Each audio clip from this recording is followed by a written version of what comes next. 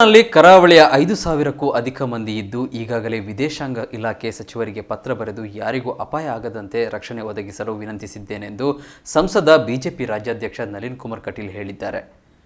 ಮಂಗಳೂರಿನಲ್ಲಿ ಮಾತನಾಡಿದ ಅವರು, ಇಸ್ರೇಲ್ನಲ್ಲಿರುವ ಎಲ್ಲರನ್ನ ಸುರಕ್ಷಿತವಾಗಿ ಕರೆತರುವ ಕೆಲಸವನ್ನು ನಮ್ಮ ಕೇಂದ್ರ ಸರ್ಕಾರ ಮಾಡಲಿದೆ. ಈಗಾಗಲೇ ಸಚಿವ ಮುರಳೀಧರನ್ ಅವರಿಗೆ ಮಾತನಾಡಿದ್ದೇನೆ. ಯುದ್ಧದ ಪರಿಸ್ಥಿತಿ ಇರುವಾಗ ಅವರ ಮನೆಯವರಿಗೆ ಭಯದ ವಾತಾವರಣ ಇರುತ್ತದೆ. ಈಗಲೂ ಇಸ್ರೇಲ್ನಲ್ಲಿ ಸುರಕ್ಷಿತವಾಗಿ ಇದ್ದರೂ ಭಯದ ವಾತಾವರಣ ಇದೆ. ರಷ್ಯಾ ಉಕ್ರೇನ್ ಯುದ್ಧ ಆದಾಗಲೂ ಇಂತಹ ಪರಿಸ್ಥಿತಿ ಇತ್ತು. ಆಗಲೂ ಎಲ್ಲರ ಮನೆಗೆ ತೆರಳಿ ಸಮಾಧಾನ ಹೇಳಿದ್ದೇವೆ. ಮೋದಿ ಸರ್ಕಾರ ಆಗಲೂ ಅಲ್ಲಿದ್ದವರ ರಕ್ಷಣೆ ಮಾಡಿತ್ತು. ಈಗಲೂ ನಾನು ಎಂಬೆಸಿ ಜೊತೆಗೆ ಸಂಪರ್ಕದಲ್ಲಿದ್ದೇನೆ. ಯಾರೂ ಭಯಪಡೋ ಅಗತ್ಯ ಇಲ್ಲ. ಏನೇ ಆತಂಕ ಇದ್ದರೂ ನನ್ನನ್ನು ನೇರವಾಗಿ ಸಂಪರ್ಕಿಸಿ ಎಂದಿದ್ದಾರೆ.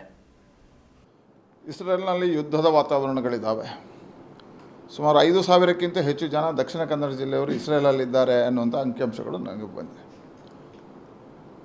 ನಿನ್ನೆ ಅಲ್ಲಿಂದ ಬಂದ ಮಾಹಿತಿಯ ಆಧಾರದಲ್ಲಿ ನಾನು ಈಗಾಗಲೇ ವಿದೇಶಾಂಗ ಸಚಿವರಿಗೆ ನಾನು ಪತ್ರವನ್ನು ಬರೆದಿದ್ದೇನೆ ಮತ್ತು ಇವರನ್ನು ಪೂರ್ಣವಾಗಿ ರಕ್ಷಣೆ ಮಾಡಿ ಇವರಿಗೆ ಕಟ್ತಾ ಇರ್ತಕ್ಕಂಥ ಪ್ರಯತ್ನವನ್ನು ನಮ್ಮ ಸರ್ಕಾರ ಮಾಡುತ್ತೆ ಅನ್ನತಕ್ಕಂಥ ವಿಶ್ವಾಸಗಳಿದ್ದಾವೆ. ಹಾಗಾಗಿ ಯಾರೂ ಭಯಭೀತರಾಗುವಂಥ ಅವಶ್ಯಕತೆಗಳಿಲ್ಲ. ಅವರ ಪೂರ್ಣ ರಕ್ಷಣೆಗೆ ನಮ್ಮ ಸರ್ಕಾರ ಮತ್ತು ನಾನು ಬದ್ಧನಾಗಿದ್ದೇನೆ. ಇದಕ್ಕೆ ಸಂಬಂಧಪಟ್ಟಾಗಿ ಈಗಾಗಲೇ ಮಂತ್ರಾಲಯದ ಜೊತೆ ಮತ್ತು ಮಂತ್ರಿಗಳ ಜೊತೆ ಮಾತುಕತೆಯನ್ನು ಪ್ರಾರಂಭ ಮಾಡ್ತೇನೆ. ಅಲ್ಲಿರ್ತಕ್ಕಂಥ ಎಂಬೆಸಿಯ ಜೊತೆ ಮಾತನಾಡಿಕೊಂಡು ಸಚಿವಾಲಯದ ಮುಖಾಂತರ ನಮ್ಮದೇ ರಾಜ್ಯ ಸಚಿವರಾಗಿ ಮುರಳೀಧರನ್ ಇದ್ದಾರೆ, ಅವರ ಜೊತೆಯೂ ಸಂವಾದಗಳನ್ನು ಮಾಡಿದ್ದೇನೆ. ಪಕ್ಕದ ಬೇರೆ ಬೇರೆ ಜಿಲ್ಲೆಗಳ ಜನವು ಅಲ್ಲಿದ್ದಾರೆ ಅನ್ನುವಂಥದ್ದನ್ನು ಅವ್ರು ಮಾಹಿತಿ ಕೊಟ್ಟಿದ್ದಾರೆ.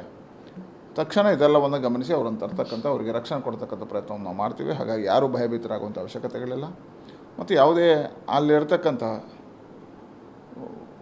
ಅನಿವಾಸಿಯವರ ಮನೆಯವರು ಇಲ್ಲಿ ಯಾರೂ ಚಿಂತಿತರಾಗುವಂಥ ಅವಶ್ಯಕತೆಗಳಿಲ್ಲ. ನಿಮಗೆ ಯಾವುದೇ ಸಮಸ್ಯೆಗಳಿದ್ದರೂ ನನ್ನ ಸಂಪರ್ಕ ಮಾಡಿ ನಾನು ಅದಕ್ಕೆ ಪರಿಹಾರವನ್ನು ಅವರಿಗೆ ಸೂಕ್ತವಾಗಿರ್ತಕ್ಕಂಥ ರಕ್ಷಣೆಯನ್ನು ಕೊಡೋದಕ್ಕೆ ಸರ್ಕಾರದ ಜೊತೆ ಮಾತುಕತೆಯನ್ನು ಮಾಡ್ತೇನೆ.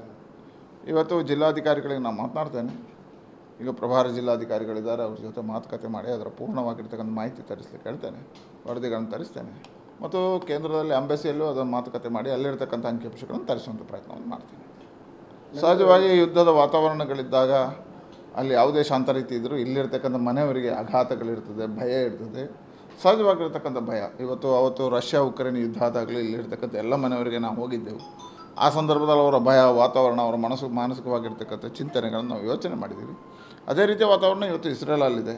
ಹೇಗೆ ಉಕ್ರೇನಿಂದ ಎಲ್ಲರನ್ನು ತರ್ತಕ್ಕಂಥ ಪ್ರಯತ್ನವನ್ನು ನಮ್ಮ ಸರ್ಕಾರ, ಮೋದಿ ಸರ್ಕಾರ ಮಾಡಿದೆ, ಅದೇ ರೀತಿಯಲ್ಲಿ ಮಾಡುತ್ತೆ ಅನ್ನತಕ್ಕಂಥ ವಿಶ್ವಾಸ ಇದೆ. ಪೂರ್ಣ ಅವರಿಗೆ ರಕ್ಷಣೆ ಕೊಡ್ತಕ್ಕಂಥ ಕೆಲಸ ನಮ್ಮ ಸರ್ಕಾರ ಮಾಡುತ್ತೆ. ಅದಕ್ಕೋಸ್ಕರ ಈಗಾಗಲೇ ಮಾತುಕತೆಯನ್ನು ಪ್ರಾರಂಭ ಮಾಡಿದ್ದೀವಿ.